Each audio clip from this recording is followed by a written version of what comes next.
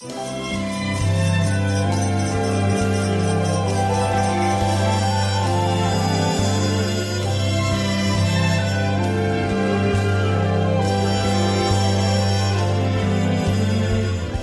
listening to a download from the outdoorstation.co.uk. Number 381. This is part 2 of the Wild Camp number 3, the Christmas special, recorded mid-December 2014, where Andy Howell joins me on a stormy night in a tent, cooking up a gourmet 3-course meal to celebrate, well, wild camping in general. In part 1, I've described the walk, setting up camp, and the decisions affecting the choice of cooking system. There's also the Secret Santa, lots of banter, and the meal, of course, takes shape. In this episode, we continue to touch on various topics, as the weather gets worse, eventually forcing us to cut the meal short and retreat from our camp early in the morning. In case I don't clarify in the audio, I was using the Eureka Wickiup 3 teepee tent, so it was big enough for 2 of us to sit inside and cook the meal.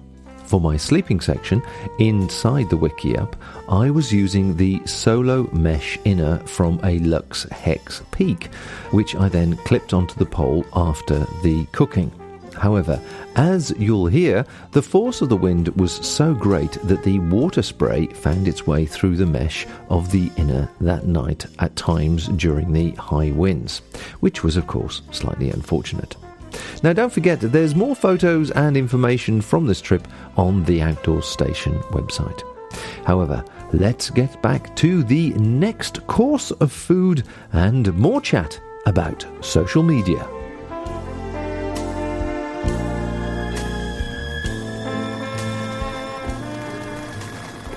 Right, we've moved on, and we both agree that plat du jour was extremely filling, even though Andy had 2 helpings.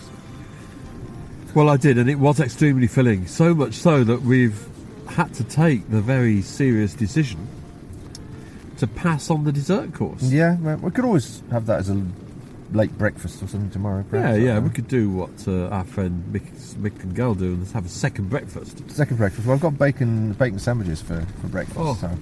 Bob. Providing you've done the washing up. I've said this before, you would make somebody a lovely wife. Well, honestly, you're late, you never tell me what time you're home, you always leave your room in a mess. Honestly, you're the typical husband. So we moved on to the digestif course, which is Rose's homemade sloe gin liqueur, award-winning, and coffee with a mousse au chocolat blanc, which is, for the uninitiated, white chocolate in sticks. And the sloe gin is, yes, the real McCoy. Yes, Rose's sloe gin is famous, it should be said. There you go. Oh, God. You're not staying here tonight, you're going to your own place. I know. I've just got to nip around the corner. Yeah, your room's a mess. Anyway. A bit disturbed about this rain that's coming down. Cheers, Merry Christmas. Merry Christmas again. Oh, that's lovely, isn't it? Oh, yeah. That's a touch of luxury. That's another thing about the wild camping, isn't it? It is nice to have the odd little bit of luxury. I think it's the little luxury. I mean, you appreciate it more. Here, have a chocolate. Yeah. You appreciate it more, don't you? Just the flavours of things, the tastes of things you take for granted at home, I guess, in some respects. Instant hot water being one of them. I always like to have a bar of chocolate around in the evening. Oh, you've got a naughty drawer as well, have you? Not in my pack, look. Oh, I see. I think you should explain that Bob has discovered Rose's secret naughty drawer. Yeah, she's got a naughty drawer, which is where she keeps her chocolate and crisps and things, but mainly chocolate. Not now, though, because we've got it out here. Yeah, I found where the naughty drawer is and relieved her of some of it. Well, no, a little bit of luxury is a nice thing. I think the tendency when you first start doing wild camping is to take too much of everything. Yes, and then it stops being fun then, because you just, I mean, the weight of the stuff I was carrying today, and you as well. We've got 4 stoves between us, just in case. But in reality, we've only used one. Yeah. But had we been coming out on our own, we wouldn't be having anything like this sort of feast, would we? It would be a simple meal. I was reading something on the net the other day. Somebody has done a survey of walkers on the PCT, the Pacific Crest Trail, and there was just quite some interesting things about it. I mean, they're mainly the age of that is quite a young age group, but I think by and large people were starting off with something like 18 kilos on average, and they were carrying 12, 13 within a month. And I think that's right, isn't it? You very quickly realise that there's things you're not using, and you send them home. Well, it's surprising. I think the other thing that's certainly changing from the people come to see us there are a lot of people actually coming into doing the outdoor thing, wild camping being one of it, but doing the outdoor thing perhaps later on in life.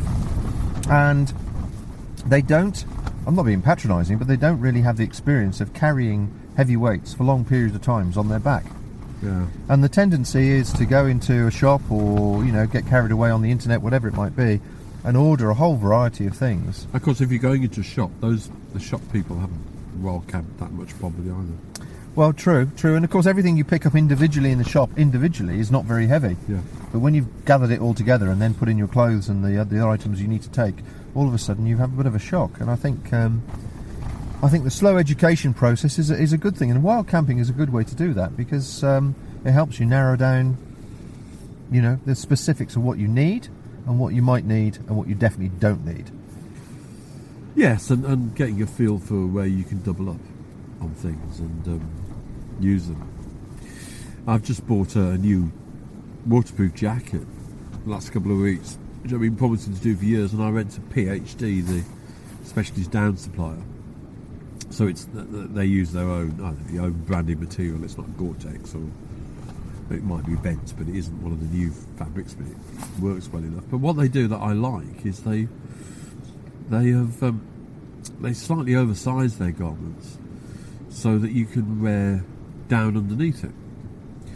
And in cold weather, there's no reason why you shouldn't do that, because down is a wonderful insulator and it rips beautifully. And that might allow me to cut back on a bit of stuff as well, I don't know. But having gear that has more than one purpose is very useful. I think it's one of the items that we were both talking about today is that how do people think they can manage without walking poles?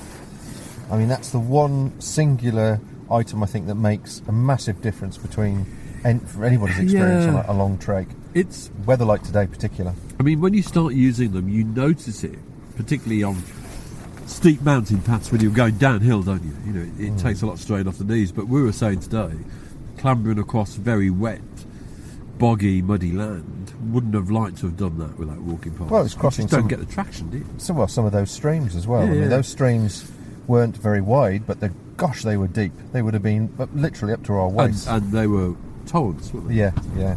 And the walking poles give stability and ability to traverse that terrain. Yeah. No, it's and of course, these days, a lot of us keep our shelters up with them as well.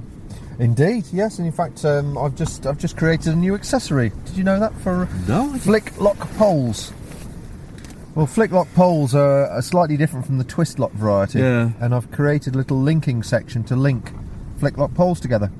That's very useful to support a shelter like this. I mean, the original link pole link that worked on the screw ones is a great piece of kit, I think. Yes, yeah. Actually, one of the pole manufacturers told me that even though people are going over to the flick lock system, actually the twist lock system is a stronger connection. Yeah. I don't know how they tested it, but that's what I've been told. Oh, well, I'm quite happy with my twist. I mean, the only thing is sometimes they do come a bit loose, don't they? Or you don't it's the way, twist them as maybe you should. Yeah, but, I'm quite happy with that. And the other problem with them is sometimes you can over tense them quite easily, and it can lock. You can't undo the damn thing. Yeah. So what about any changes in your world then, in the blogging world and social media? Social media's I mean, we were reflecting that really we were the first people possibly on the TGO 10 years ago, on the TGO Challenge, to actually start recording the event and distributing the information through, or your case, your blog, and my case, podcasts.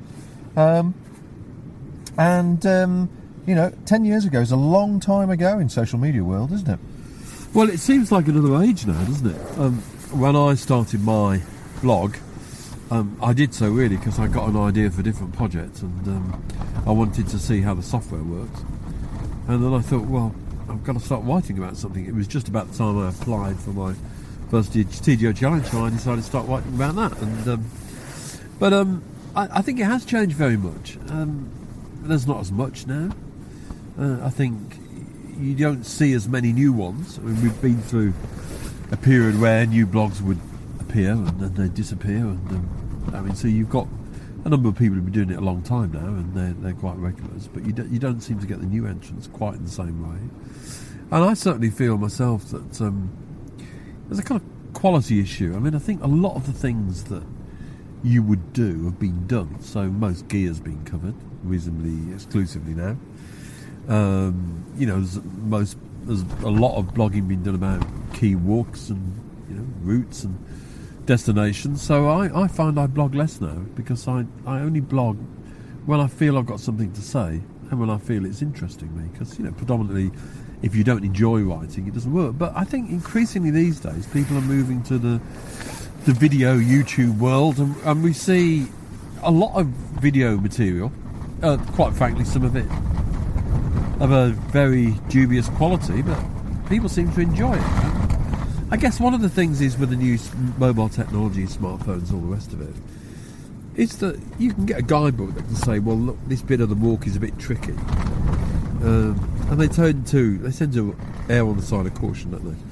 Whereas you take even the most rudimentary video clip, you can actually show people how difficult it is. So I think that's been a big change, and I suppose as mobile technology develops, and particularly as battery technology gets more effective, I suppose we're going to see more and more interactive stuff. What about the commercial aspect? I mean, how much do you get approached by commercial interests, products, brands, whatever, to review, support, promote, whatever their products?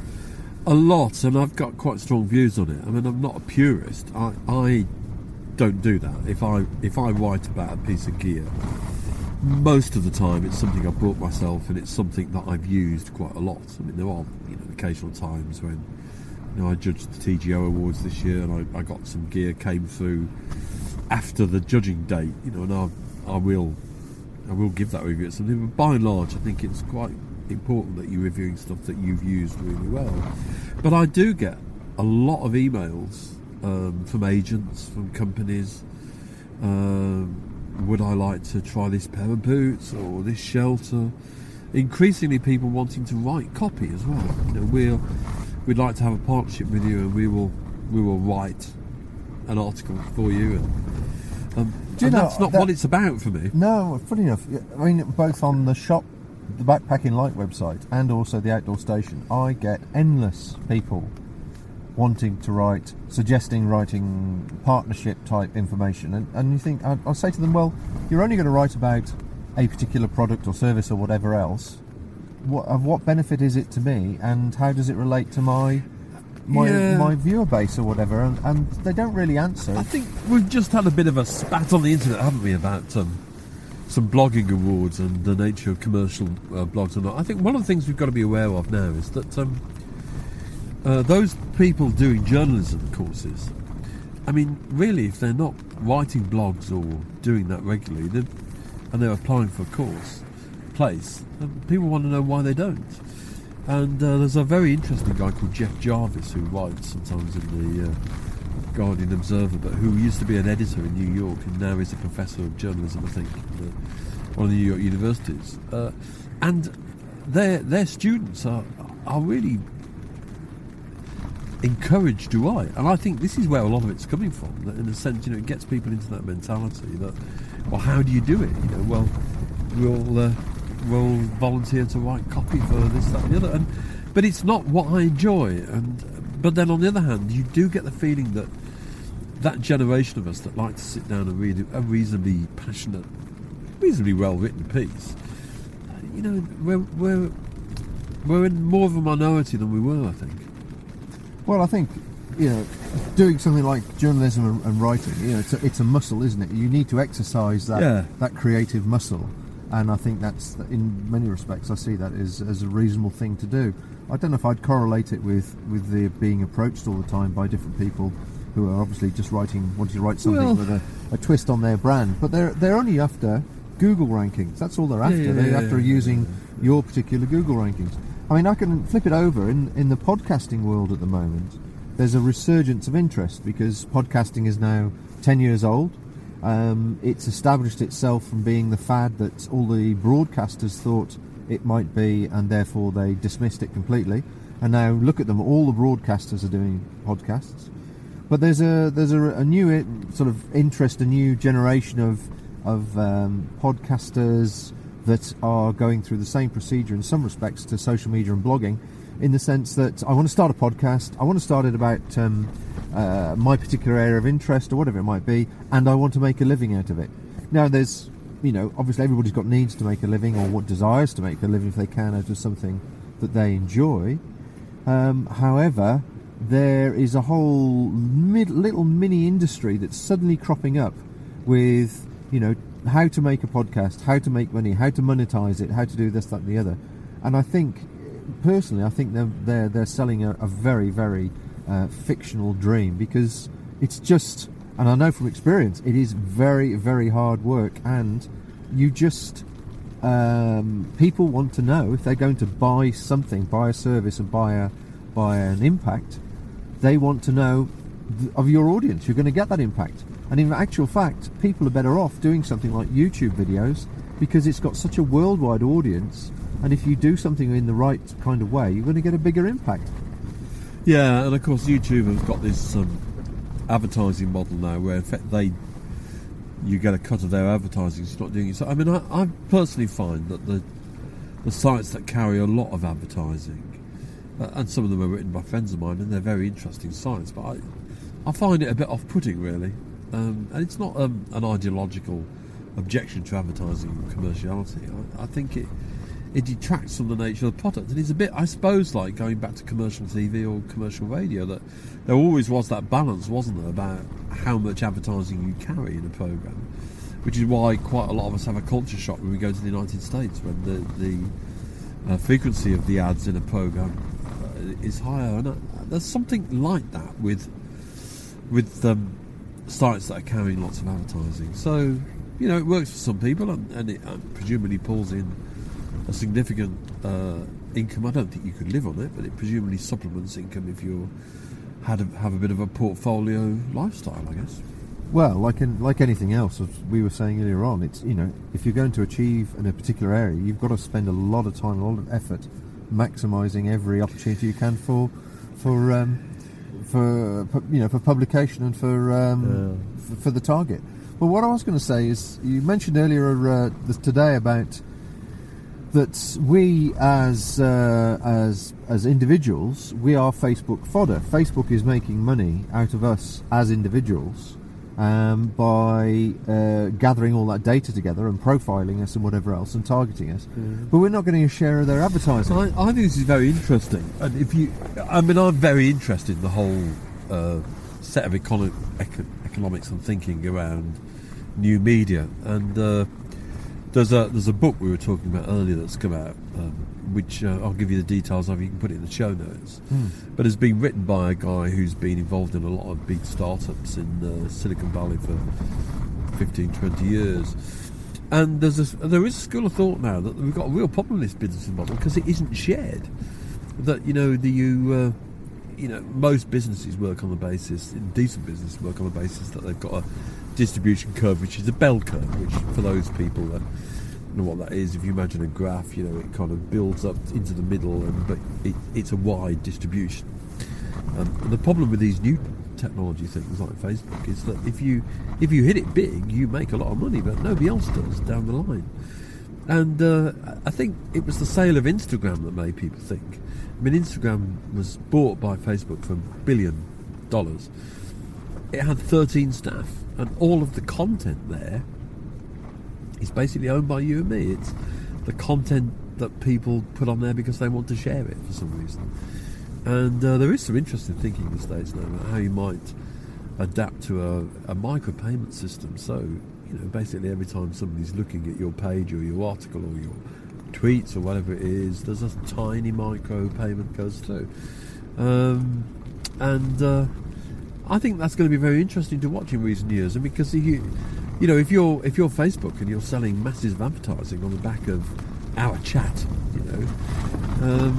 it seems a rather disingenuous business model if you think about it that way.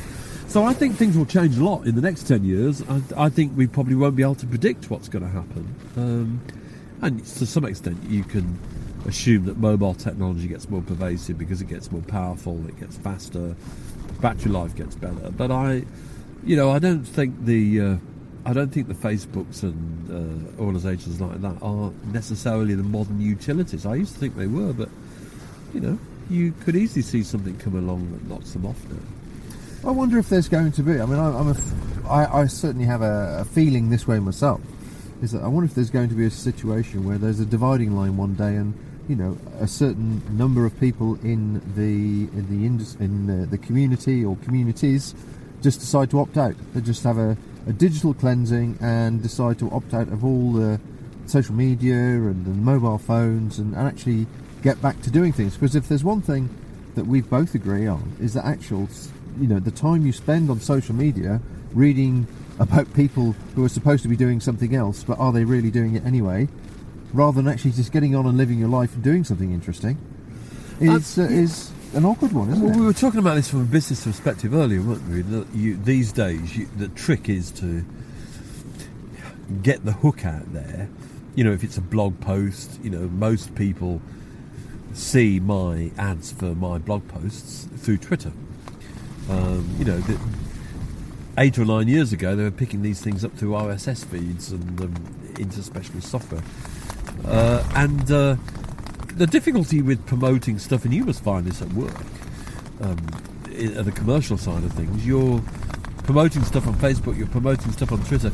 It's difficult to know how effective it is, I think. Is it really driving new work to your site? If you stop doing it for months, what would happen? And I think that's the problem, because, as you were saying to me earlier, the amount of time you spend there cross-promoting and doing this stuff is very significant. And you're almost curating the publicity experience now. And certainly I think that's one of the things that has hit me with blogging. I started it because I like writing and like sharing things occasionally, and I like that. But once you're worried about the hits and keeping the hit rate up and thinking about how you publicise stuff, it seems to open up another universe of a lot of work. Yes, well, I certainly would agree with that. I was just thinking as you're saying that, this podcast will probably take me a working day to put together. So that's the technical aspect and actually finishing it off and uploading it. But I probably guarantee it's going to take me as long to promote it and mention it in all the various outlets and format it, because each one requires a different format to get the message out to people. So it's interesting, isn't it? I do know one or two people who've abandoned Facebook. I think that's quite interesting, and they don't seem to their lives don't seem to be any less richer. And I've often thought about just having a month where I just leave it alone completely. Digital see detox. What happens. Digital detox. Maybe there is something in that, but I think it gets difficult. And I think, the other thing that's interesting is the effect on mainstream media, because a lot of stuff that would have been carried, even to a small extent, on some of the minority BBC channels now, has been thrown very much into the podcast arena, hasn't it? And some of them are very professionally, independently produced programmes, and with very niche audiences, and you just wonder how the main broadcasters suffer, really, as their product gets blander and blander and more universal. What is interesting, though, we've taken on Now TV, and I think you've got Apple TV, haven't you? Yeah. And a variety of our friends have got similar sort of Roku or whatever it is features. Same sort of thing in smart TVs. Is now, because everything comes through the TV, and that can be everything from audio, podcasts, as well as established mainstream media. Then do the consumers, the viewers, see it as all being of a similar quality of authority of information? I think the interesting thing is I mean, I very rarely watch live television now. No, neither do I. It's either recorded to a hard disk recorder, which is part of my cable TV setup, or it's watched through a service like Netflix or something like that. And I mean, the frustration about things like Netflix when I first started experimenting, it was the quality of production. But now they're doing their own original production work. Some of it's very, very good, and I think they are now the single biggest content carrier on the net now. Gosh. And it's going to have a big impact on the conventional broadcasting world, I think. Definitely. Well, as you can hear, folks, things have slightly got a bit more interesting, as they did last Christmas meal. So I think it's about time to batten down the hatches and do some checking. So if we don't come back later, we'll see you tomorrow morning. Yep.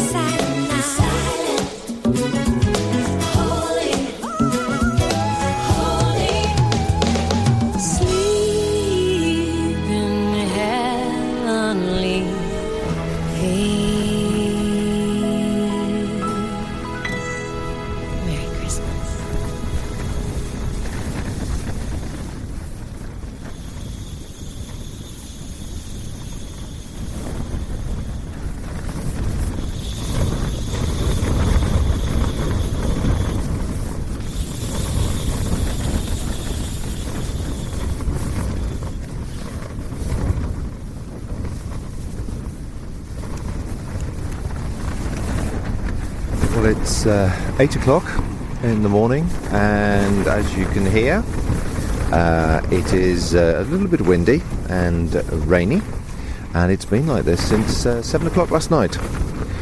So consequently, the change of plan is to forget the bacon sandwich I had sort of planned for this morning, get everything packed up and sorted, and probably start moving and find a sheltered spot if we're going to do it, to have one. Otherwise we'll keep going and just survive on some nibbles and head back to the car later on this morning. But it's been a pretty adventurous night from this point of view. Thankfully everything was stayed stuck down and guyed out. But interestingly, it was that strong that the water was being driven through the top vents of the wikia and dribbling down onto me, which I only noticed this morning actually when I got out my quilt. And I could see my quilt was quite damp where the water would be coming through the air vents, which is a bit annoying. But having said that, it's not the end of the world. It's only one night, and you've got to be flexible. So I'm packing up now. I've got to sort out all this washing up, which Andy didn't do. Not that I'm bitter, but I'm pretty well got everything packed up in their waterproof bags now. And so as soon as I've got the airbed completely deflated and the inner tent folded up, then I shall start packing and then go and clean up all the mess. And then there's only the shelter to take down, the wiki up, which has been, very good, nice and roomy for what we were doing. But as you can hear, it's certainly catching the wind. But Andy's had no difference in his shelter. Oh, I believe he wants some service. Morning, Andy. Morning. How do we sleep?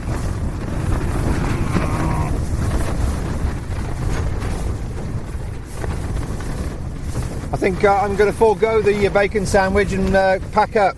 I think so. I'm just having a bit of porridge. Oh, good for you. Won't be long. Okay. I'll just get going.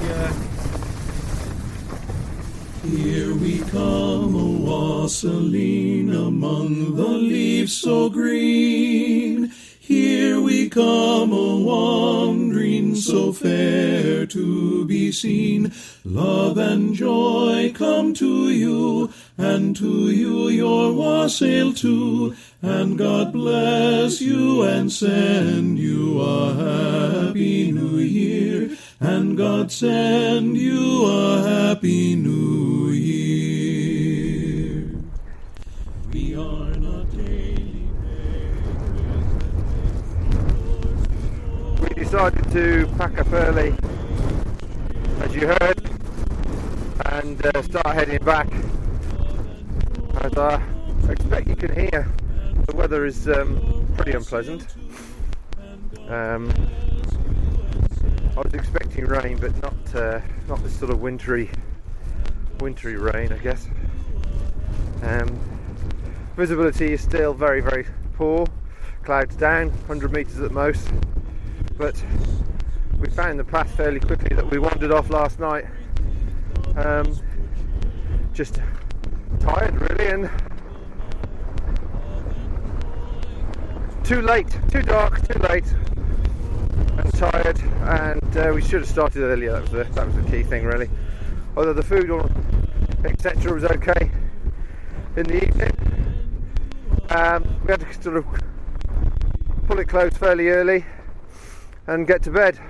But this weather's been going all night long now, and it's 10 o'clockish, I think, and we're just heading across on the path back to the car park. But it'll be a good hour or so before we get there, I reckon. Anyway, I'll probably do a little bit more when we're inside the car, or maybe we'll stop at a pub or something on the way back. Proper TGO challenge weather. Horrible.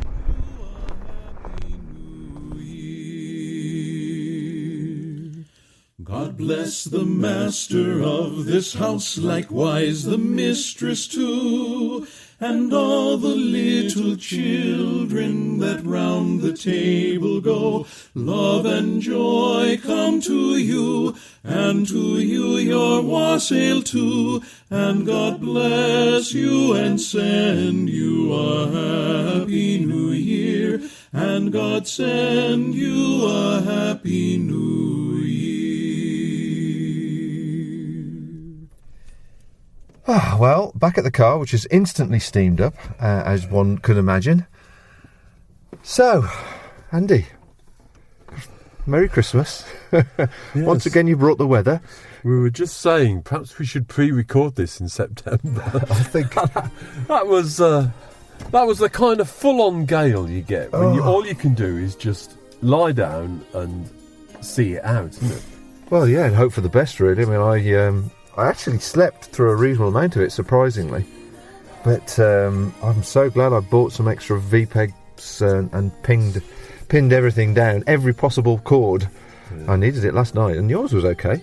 Well, I mean, the first time to use a shelter, no, not good. You shouldn't be pitching it in the dark where you don't know where you are in the middle of a gale. But it lost a bit of height, I think, from the pole, or I hadn't got the pole high enough. But the thing about it that was good is the 3 peg-out points at the back were pretty solid. So there was no, although it flapped at the top, there was no flapping inside. So I didn't have bits of tent hitting me or stuff like that, or spray. So I was quite pleased with that. That's good. I was quite happy to come down when it came down. Yeah. Oh, so that was good points. Bad points is, well, unfortunately, I had to do the washing up. Yes. Sad life, isn't it? I don't know. I prepare all the food. I do the menu. I do the cooking. I get the Christmas presents and all the rest of it. And then I have to wash up. And I do owe you something. Oh, yeah. I wanted to spend time using my grooming kit. Yes, well, of course, you've got your Action Man special gel. Yeah, I could have done. Yeah. Right. Anyway, so that's the end of another adventure. I think we definitely do need to do some adventures in better weather now. I think the summer's looking more attractive by the day. Oh, well, I definitely want to do my beach adventure, cook it, eat it all sort of thing on the beach. Yeah, and all we that need to check the weather forecast, though. Well, I've got a list of people that want to join me to do a wild camp, and I can't promise they'll all be as entertaining as this one as regards the weather, but do drop me a line. They'll all suddenly disappear. Yes, emails have suddenly dried up. Yes, that cartwright takes you out in terrible weather. I suddenly realised last night I ought to get one of these wind speed things. Wind speed calculators. I don't know what the wind was last night, but that was pretty. And when do you expect to use it? When you're out doing the washing? Well, because as I said that, I was just thinking, does that mean you have to actually get out of the shelter to do it? I don't know. Yeah. Anyway, if anybody wants to drop me a line with any thoughts on the podcast, hope you enjoyed them. It's Christmas next. Is it Wednesday or Thursday this year? Thursday. So, it's a week to Christmas. So hopefully we'll get this published and out, and hopefully give you a bit of entertainment while you're arguing with the family. And over the if Christmas anybody period. wants to spend the night in driving gale and rain and zero visibility, Bob's your man. Absolutely. Thanks for listening. Bye. Thank you for listening to this podcast. To hear or see more from our extensive free library, please visit theoutdoorstation.co.uk.